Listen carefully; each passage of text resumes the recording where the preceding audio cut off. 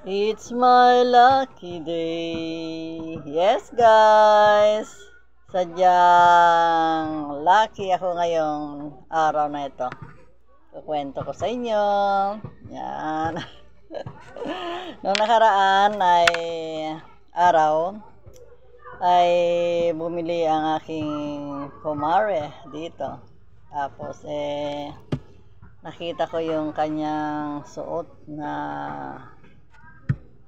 sando, or do we call it blouse. Biniro ko siya.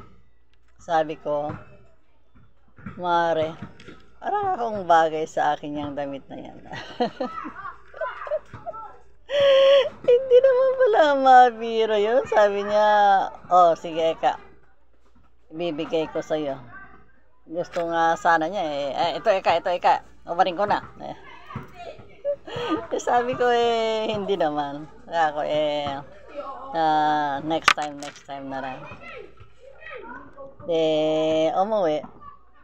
Nawala na rin naman sa isip ko yung tungkol sa damit na yan. Kaninang umaga, habang ako'y nandun,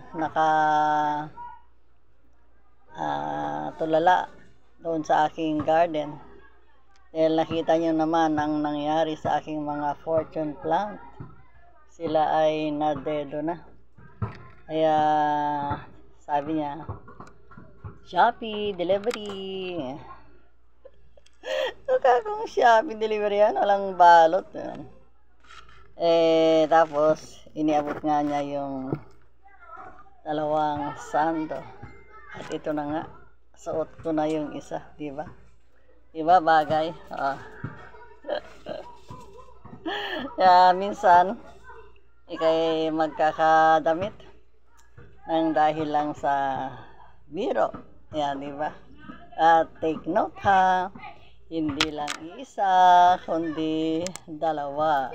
Ito nga yung isa at ito pa, ito yung ikalawa.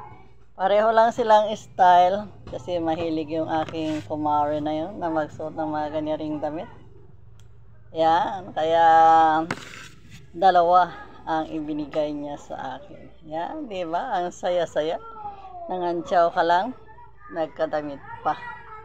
Kaya, hayan, sabi naman niya, lalabhan niya muna. Kaya for sure, ay nalabhan na nga ito. Kaya, eto, suot ko na, and syempre, thank you, Mare, sa sando na ibinigay mo sa akin na hindi lang isa, kundi dalawa. Ayan, diba? Ang ganda-ganda.